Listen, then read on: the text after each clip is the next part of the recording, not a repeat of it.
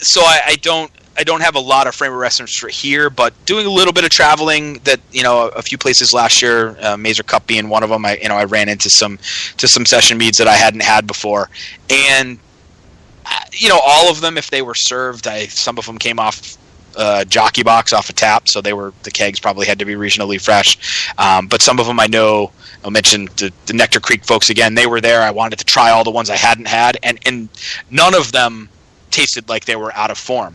So that's an opportunity, potentially for me to ultimately get maybe corrected, perhaps, on what is the shelf life, because I didn't taste any of those that tasted like they were out of form. But I also don't think that they would bring ones that were past their prime and serve them there.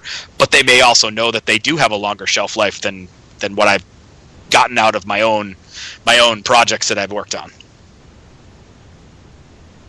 Interesting. So, Matt, hopefully that answers your question. At least he didn't call in this time and ask when I was going to quit competing. He's over there. He's over there in the Upper Midwest snickering right now, going, "Yep, Jason remembered that." So. I wonder if he's coming to the Mazer this year. I have a couple of kegs of session mead that I made last summer. I'm not purposely sitting on them to age them. It's more that I've accumulated enough kegs of stuff to try that they've kind of taken a back seat to the ones that I've got on tap right now, especially some of the ciders. But I do plan to get back to them and see, have they lost any of their appeal. I do recall the last time I tasted the one that had red grape in it, that it just didn't taste nearly as fresh to me, and that's not a surprise because it's been months sitting in the keg. Oh, okay. So, sitting under pressure, carbon dioxide saturation is not necessarily a friend to fermented beverages. Kegs are designed to be consumed fairly freshly, and if you've ever had an old keg of something, unless it was, designed to be aged, it probably didn't age very well. Yeah, I guess so. That would I could see that. I could see that happening. All right, so here's a question, and I think this is probably much on the mind of not just people making session meads, but just meads in general. Many session meads, most session meads that I've tried are carbonated to one degree or another. Some are just lightly petulant, others are like full on carbonated. And this is just a question I see in general on Got Mead, on pretty much every platform Got Mead's on, is how to carbonate properly and not create bottle bombs. Yeah, that is definitely a challenge. So ideally, if you've ever bottle conditioned beer, you have a pretty good idea that you're adding sugar to a substance at what you believe is its terminal gravity, and you should have a sense based on the yeast you're using and your starting gravity, kind of about where that should be. It is a bit of a different. Yeah, it is a bit of a different ballgame with mead. Your session meads, you're probably fermenting those quite dry. If you're at 1 or below, you should be fairly confident there's not much in the way of consumable sugar in there. So now it's a matter of trying to figure out, based on that gravity, the temperature of it, because that factors into some of the measurement there. How much sugar can you add to it? And you got to know what the composition of that sugar is. So you got to, Well, that was honey. The other question. Do you use sugar? Do you use honey? Do you use what? What do you use? What's the right way to do it for a session mead? Is there a right way? I don't think there's necessarily a right way. I think the right way for anybody who's doing it probably would be something they could decide in hindsight after trying a couple different things and realizing that maybe table sugar works best for them, or they want to use, corn sugar like we use in beer if the flavor's not perceptible in a a way that detracts, then maybe that works. Honey, maple You can't syrup. see me crinkling my nose at corn sugar and mead. Yeah, I mean it certainly would be an odd thing to do, but I bet you somebody's out there doing it. Oh yeah, You know, no, I know there's people out there doing Yep. it. I've seen them talk about it, and who knows, maybe maybe it's good for carbonation. Then it could Yeah, be, I mean- it might be that's the best way, because I've seen an awful lot of bottle bombs happen with doing it with honey. Yeah, and I think I can't tell you that I've actually bottle conditioned mead intentionally. I've done it unintentionally before, and thankfully I've not created bombs. I've just created ones that are just quite fizzy when I didn't expect any at all. With the session meads I've done in the last year or so, I've gone straight to the keg, but my reasoning there is that I am fairly certain that they're stable and that I've potentially added sugar back to them. But as anybody who's tried to back sweeten wine or mead, you don't always get it. You know, the sorbate and sulfate doesn't always work. Yeah. But if I'm putting it in a keg and putting it in cold, there's a pretty good chance it's not going to continue to ferment. Yeah, You there, Haim? that's exactly right. I mean, I've never had any luck bottle conditioning either. And Haim, we're getting Skype attenuation here. You're cutting in and out.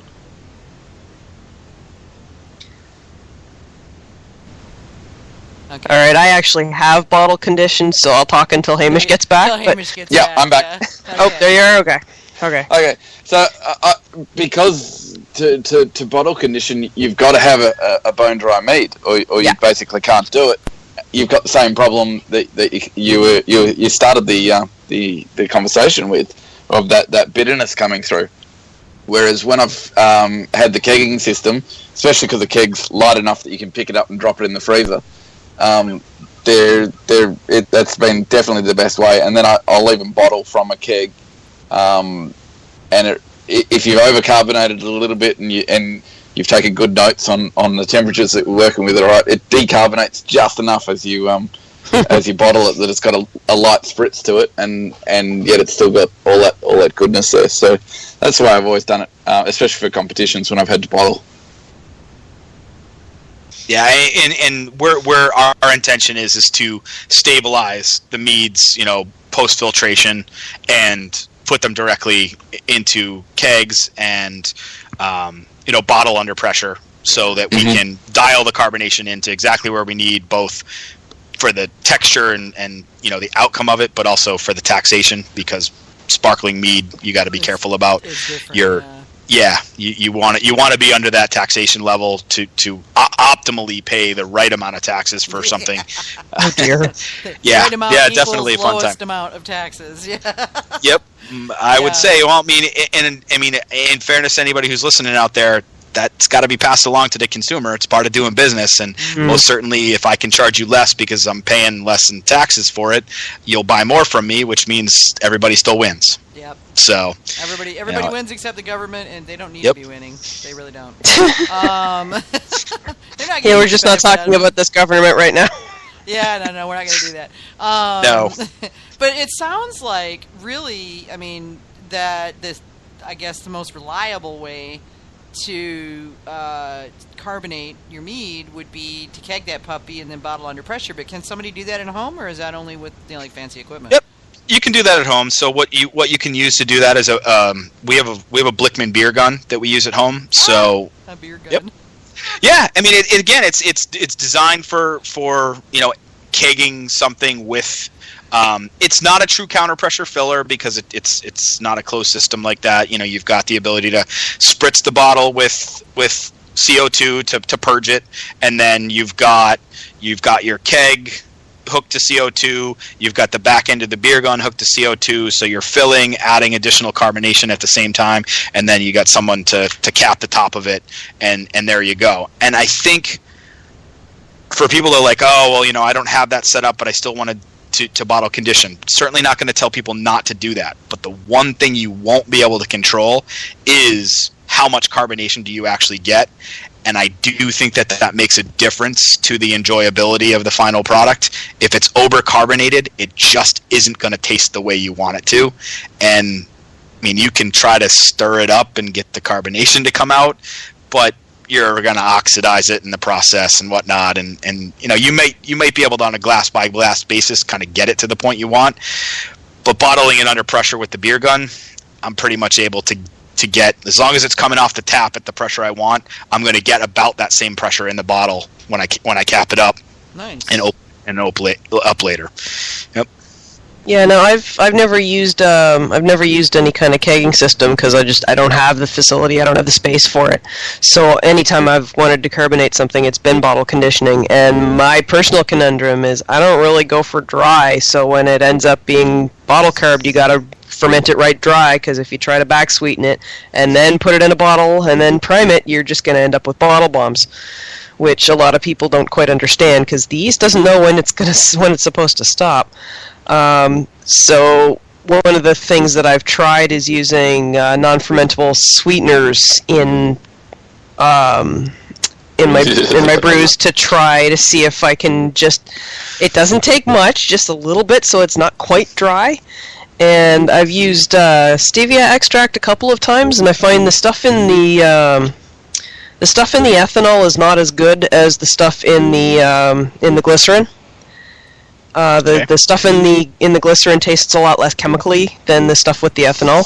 And is that because glycerin adds a lot to your mouthfeel as well? Yeah. I think that might just be a happy bystander, or a happy byproduct of that. But you know, I'm adding like I think it was a half an ounce of the glycerin extract to a gallon, so it wasn't much. I don't know if it actually had that much of the time I did successfully use that and it didn't taste chemically was with a ginger beer, and it turned out rather well and I was quite happy with it. I have at times tried using things like Splenda, and that one you really got to go easy on if you want to use it at all, because otherwise it just tastes like it. But if you go really, really easy on it, it's just that little hint of sweetness that you can't quite put your finger on where it comes from, and it's not too bad.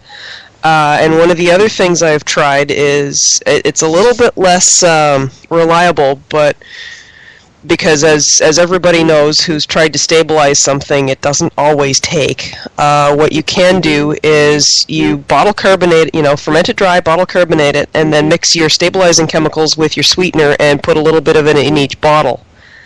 And I've actually tried doing the bottle carbonation, and then you pour it, you decant it into another, you freeze it almost completely until there's just a couple of ice crystals forming in the neck, and then you pour it off into another bottle that you've put in the freezer, and it actually retains almost all of the carbonation when you do that way.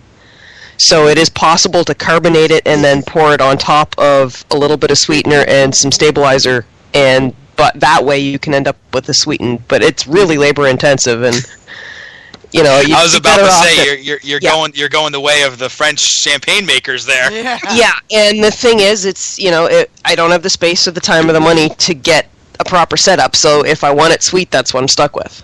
Right. So you do what you can with what you got, right? Yeah. Yeah. Just it is possible. It's just getting it sweet and carbonated is always going to be a bit of a problem. Hard. It's going to be a challenge. Very hard. It's going to be a challenge unless you can stabilize it and keg it. If you can stabilize it and keg it, you're fine. You're laughing. You get it to wherever you want it to be, and then you do your thing, and you're fine. But it's bottle carbonating is a little more challenging when it comes to that, and I've just been lucky enough to find things that I actually like doing that without having to sweeten them. And straight up apple cider is one of the best things I've ever found for just straight old bottle carbonation. As dry as you can make it. Yeah, I like a little residual sweetness in mine, but I do too. But I find with the carbonation, it's not bad. For some reason, I don't feel. If I drink it still, it's like that's a little too much. But if I drink it when it's a little bit fizzy, it's just enough to fool me into thinking it's not so bad. Yep. One of my next experience for session meads is blending them after finishing with a little bit of mead that's been soured with a lacto ferment. Ooh, so are you taking a page out of Golden Coast's book? I would love to say yes to that, except I have very little experience with them. I know who they are. I've never met. You have to try Yep. their mead. Oh, yeah. You do. Yeah, they're really good. Very good. Yeah, I know that there's certainly an area where if you talk about sour mead, anybody I've mentioned it to is you got to check out what they're doing. It just so happens they're all the way on the other side of the country from here. Yeah, exactly. From one coast to the exact other.